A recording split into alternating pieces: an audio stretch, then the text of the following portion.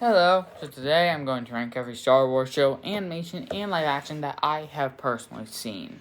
So, I have not seen Skeleton Crew, Bad Batch, Resistance, the Clone Wars 2D one. I'm probably forgetting something else. And those old Ewok and droid cartoons. So, yeah, this list is compiled of 12 things, okay? So, at number 12 is, surprisingly, not The Acolyte, it's Book of Boba Fett. This is a abysmal show. Book of Boba Fett was a very cool bounty hunter that everyone loved, right? Nope. Now he's a bumbling buffoon who knows nothing and how to be a leader. And is shocked that water costs a lot of money on Tatooine, the I don't like sand planet. Yeah. Anyways. Cad Bane is cool, but I have a problem. Because of course I do. Dave Filoni is acting like everyone knows the relationship between Cad Bane and Boba Fett. No, we don't. They had like they had slight appearances together, and the only way that you would really know the relationship and how they connect to each other is if you watch a cut episode of the Clone Wars that's canon, even though it never aired. So he just expects you to know that these two characters have a connection after basically all of their connection is only known by people who are really big fans of the Clone Wars. These shows are completely separate. Like, other than Cad Bane and maybe, like, another thing that I'm not knowing, this show has no connection to the Clone Wars. But you need to be a fan to know the connection between Cad Bane and Boba Fett. That's not the worst problem. They also have that idiotic electric motorbike chase or whatever happened there. It's a bunch of actually not that bad ideas turned into utter garbage. 3.4 out of 10. It's horrible. Horrible. At number 11 is The Acolyte. At least it doesn't just character assassinate a big character that's not, I guess, Ki-Adi-Mundi is what they character assassinated by. Somehow he knew about the Sith and the Sith art. Like, sorry, of all people in the Jedi Council, Ki-Adi-Mundi, the guy who said impossible, the Sith had been extinct for a millennia, he's the one who gets to know about the Dark Jedi? Really? Really? Anyways, yeah, the show, I will give it credit. Legion J's character, Soul, is not bad. He's actually the best character. Kynir is also not that bad. Although I didn't realize Gi-hun, in between seasons 1 and 2 of Squid Games, just took a side quest and became a Jedi. I don't even watch Squid Games. I've just heard that so many people say that joke. But anyways, yeah. No.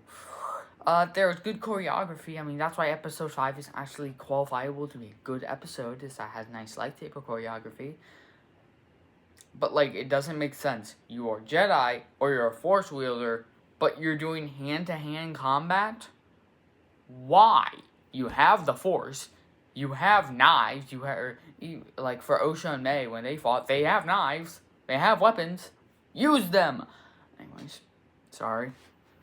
Overall, it's a good concept of a series, but yeah.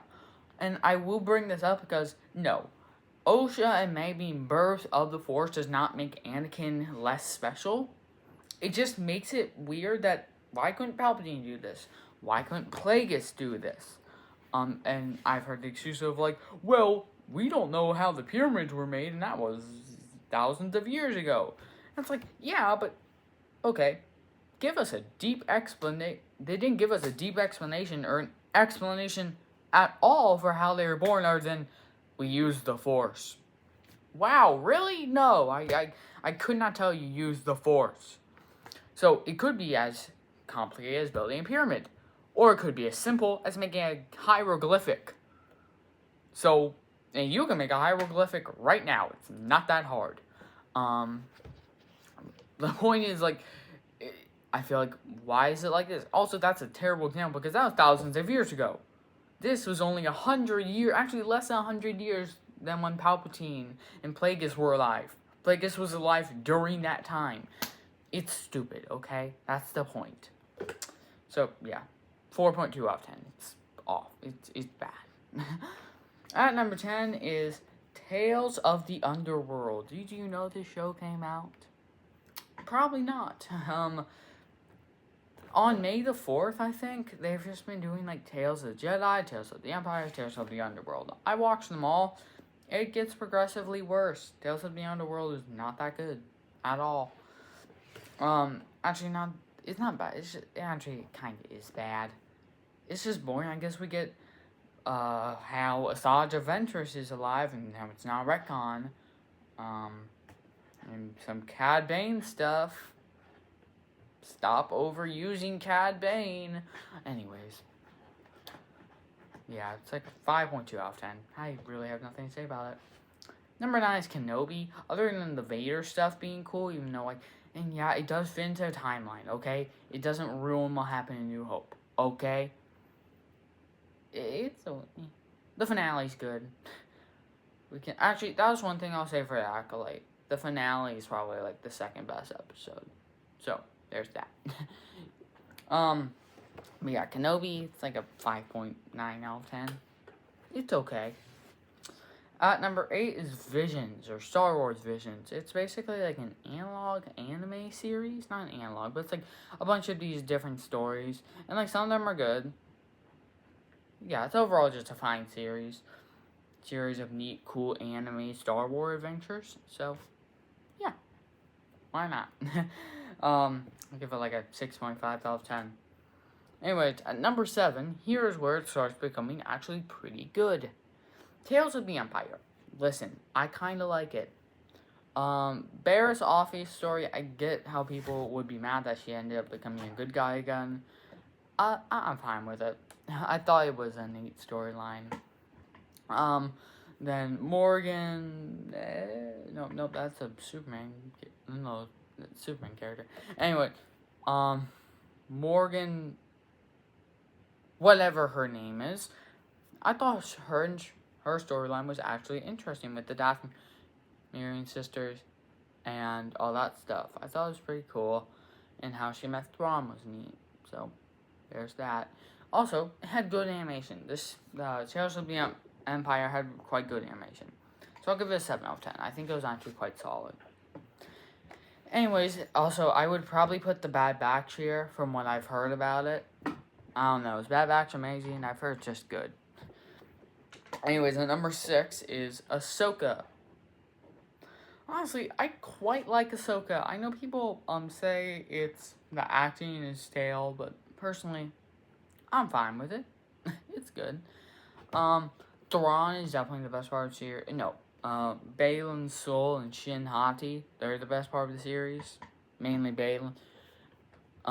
But Thrawn is also pretty good. Honestly, I think they did well with his adaptation. I think the actor does a good job too. Ahsoka. People don't like Ahsoka that much in this series. I think she's pretty good. Sabine.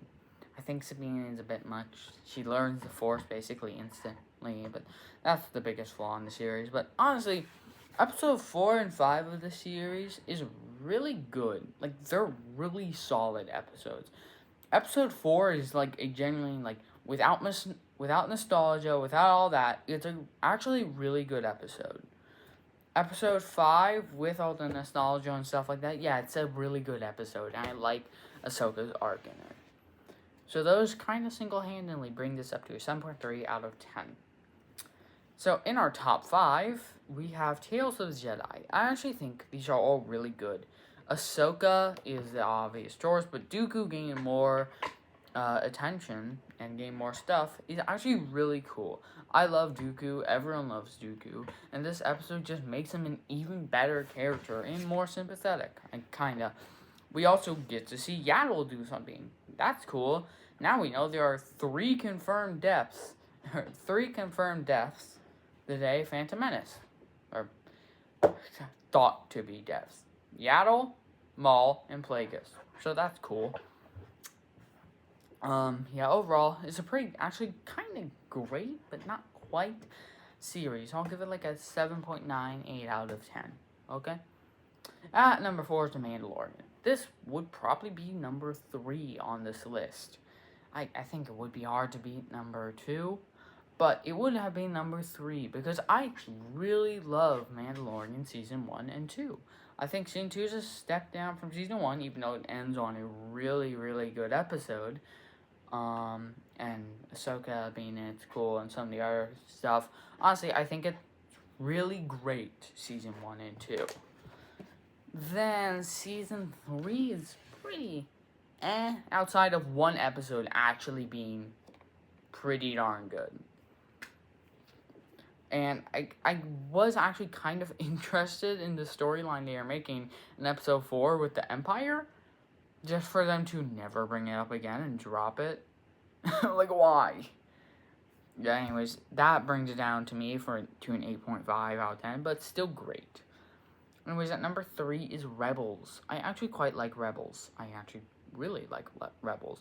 Especially Season 3 and 4, they're definitely better. And the end of Season 2 is really good. And yeah, I mean, it's just really good other than some of the kiddie stuff in Seasons 1 and 2, but hey, it is a kids show.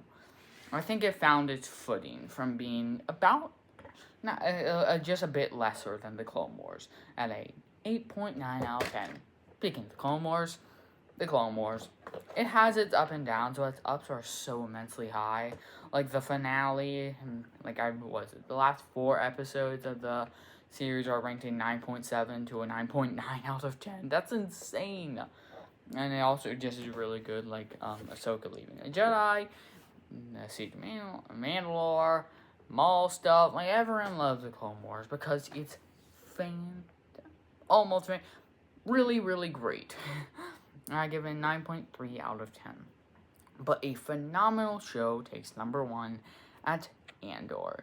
Cassian Andor is an amazing character. Same with Dedra, Luthen, even Clea, I think that's her name.